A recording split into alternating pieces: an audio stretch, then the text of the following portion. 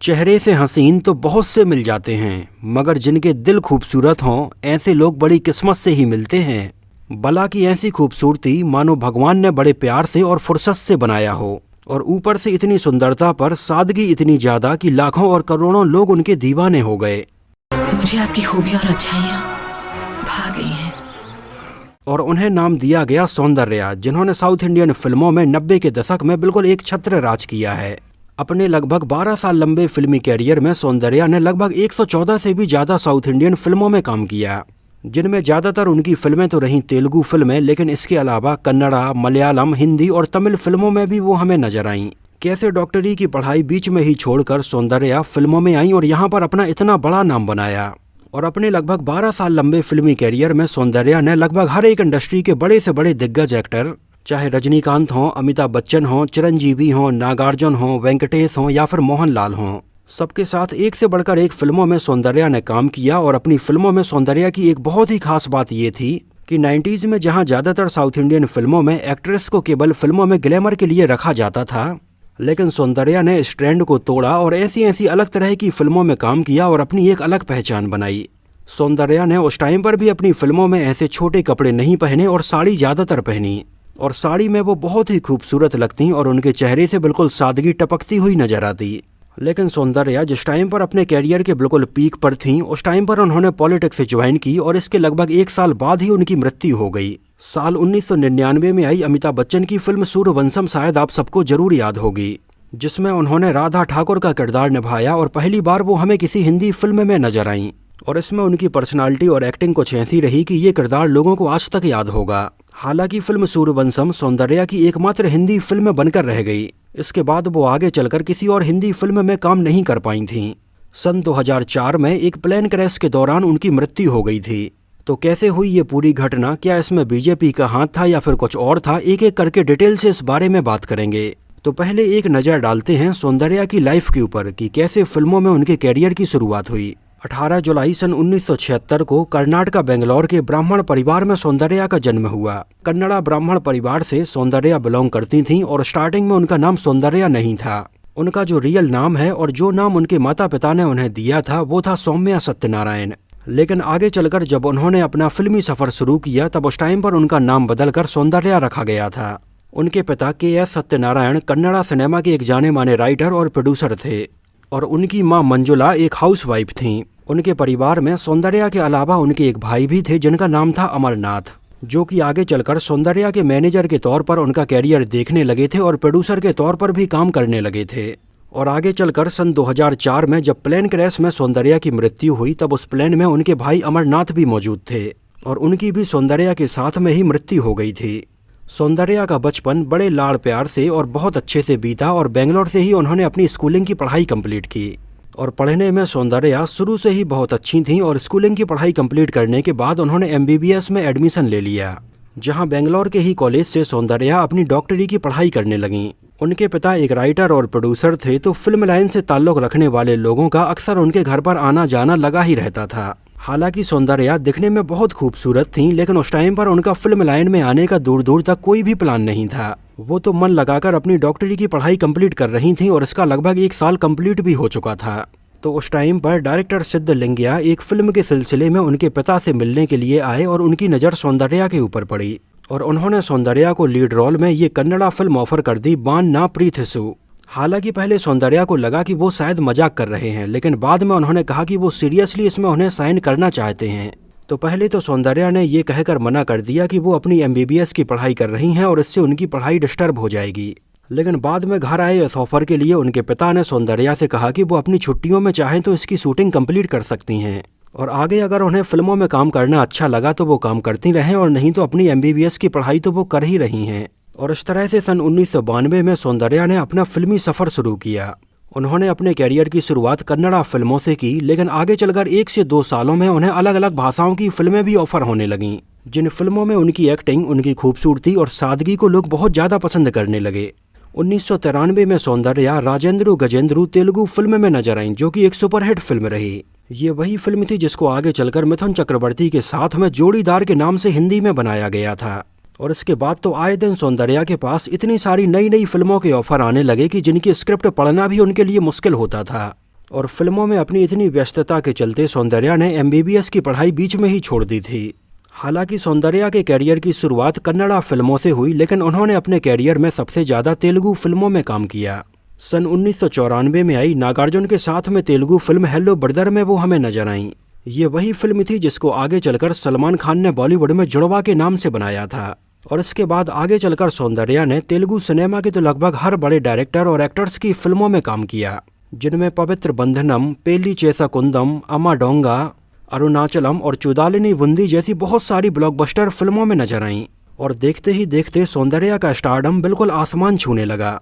मतलब 90s में तो सौंदर्या इतनी पॉपुलर हो गई थी कि उनके आसपास भी दूर दूर तक और कोई एक्ट्रेस नहीं थी।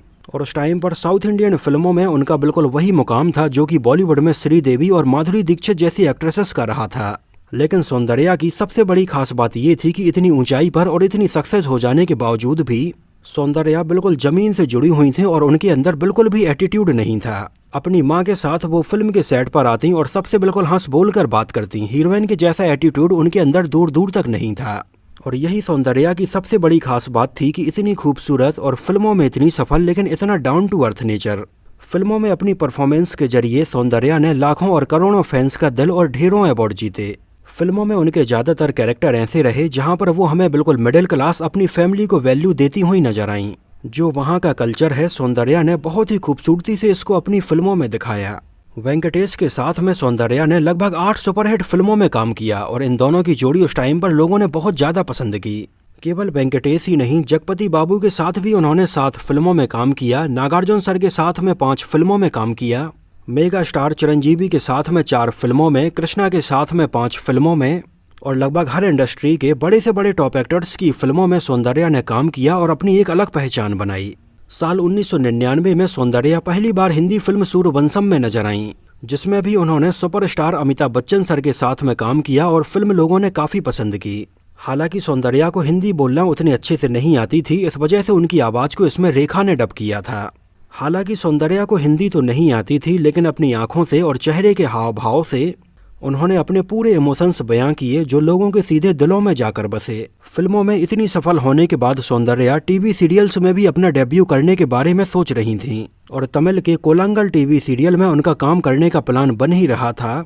लेकिन सौंदर्या ने उस टाइम तक बीजेपी को ज्वाइन कर लिया था और उनकी एंट्री अब पॉलिटिक्स में भी हो गई थी। 2004 का समय था, हर कहीं पर इलेक्शन का माहौल बना हुआ था और बीजेपी और कांग्रेस जोर शोर से प्रचार करने में लगे हुए थे। सोनिया गांधी और अटल बिहारी वाजपेयी अलग अलग जगह पर अपने अपने कैंपेन कर रहे थे और साउथ इंडियन स्टेट्स में सौंदर्या की इतनी पॉपुलैरिटी को देखते हुए बीजेपी ने सौंदर्या के साथ में 2 महीने का एक कैंपेन साइन किया, जिसमें ये डिसाइड हुआ कि सौंदर्या साउथ इंडियन स्टेट्स में जाकर बीजेपी के लिए लगभग 2 महीने के लिए प्रचार करेंगी। इस वजह से सौंदर्या उस टाइम पर टीवी सीरियल में काम नहीं कर पाई थी और बीजेपी के प्रचार प्रसार में लग गई थीं।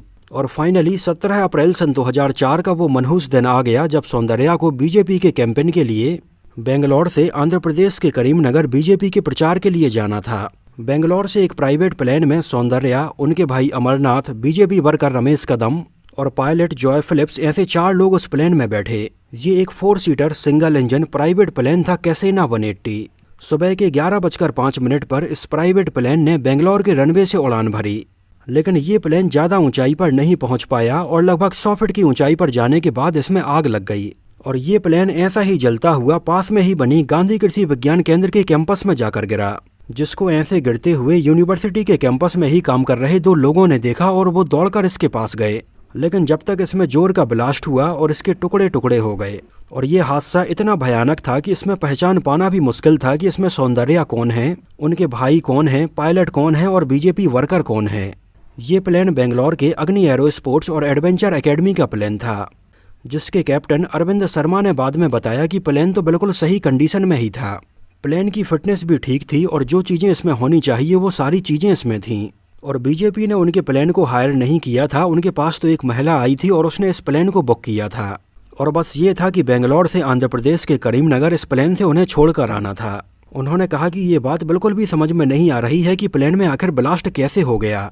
हालांकि बाद में उन्होंने इसका एक रीजन ये दिया कि हो सकता है कि जिस रनवे से प्लेन ने अपनी उड़ान भरी थी उसके आसपास नीचे बहुत सारे खाने वाले ढाबे मौजूद हैं और आसपास के पक्षी उन ढाबों पर खाना खाने के लिए अक्सर आते ही रहते हैं तो एक केस ये हो सकता है कि प्लेन ने जैसे ही अपनी उड़ान भरी हो और सामने से कोई पक्षी आ रहा हो, तो पायलट ने इस टकराव को बचाने के लिए हो सकता है प्लेन को थोड़ी मोड़ा हो और प्लेन अनकंट्रोल्ड हो गया हो और उसमें आग लग गई हो। हालांकि ये उनका तर्क था, लेकिन इस बारे में बिल्कुल भी पता नहीं चल पाया कि आखिर इसमें आग क्यों और कैसे लगी थी।